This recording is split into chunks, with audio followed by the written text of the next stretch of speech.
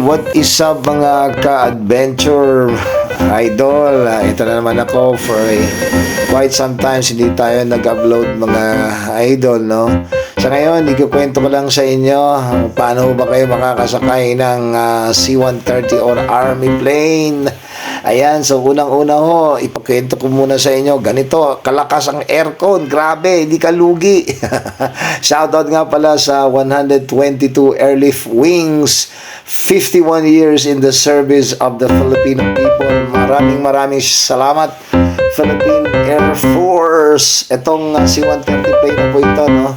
Akala mo maliit lang sa labas, pero ganito, no? Ganito siya kalaki, walang kakeme-keme sa loob, no? At ganito naman ang aming mga itsura. Tingnan nyo, ang mga iba dyan, akala mo natutulog. Ang totoo niyan, sa sobrang lamig po, ganyan ang itsura. And we're so lucky, na daanan namin ang Palawan. Naabutan ko rin itong dambuhan ng C-130 na mga jolog, estek, mga kano. Ayan, no? So, ganun siya kalaki, mga idol.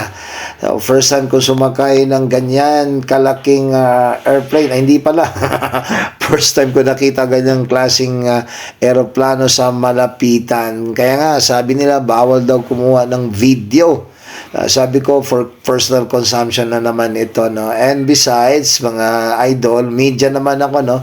Hindi na lang natin to ni-report. Ang sabi lang natin, kinukwento ko lang dito, how was my experience riding this kind of Army plane, yung C-130.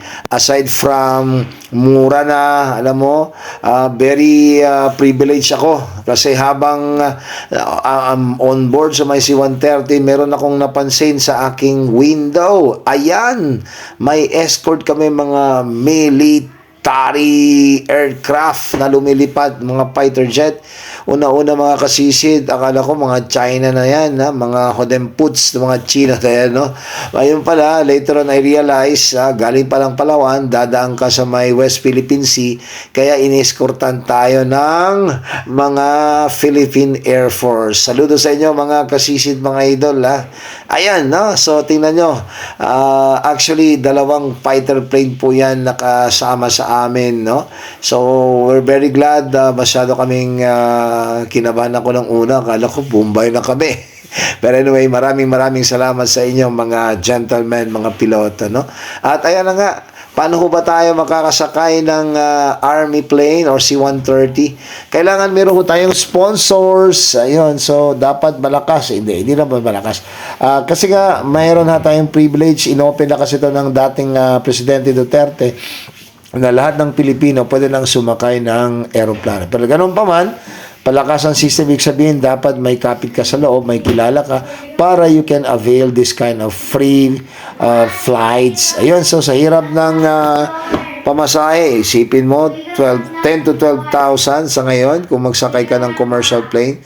Kaya lang, siguro, sobra akong masaya. I'm so blessed na aside libre na yung airplane, sobra pang malamig, at nakita ko pa tong dalawang mga aeroplano nakabuntod sa amin. So, maraming salamat. Shoutout sa inyo mga sir. Hanggang dito na lang po. So, una-una, anong gagawin para makasakay ng libre? Yun lang, dapat magpabook ka. And of course, dapat meron kang kilala. So, hanggang dito na lang mga kasisid. Shoutout ko rin, mga idol. Shoutout ko rin mga bago kong amiga, sina Dolly, Jing and Jean. Till the next, magkita-kita tayong mga amiga, no, mga kalibre sa may C-130. Abangan ang susunod na kabanata ng ating Vacation 2025. See you!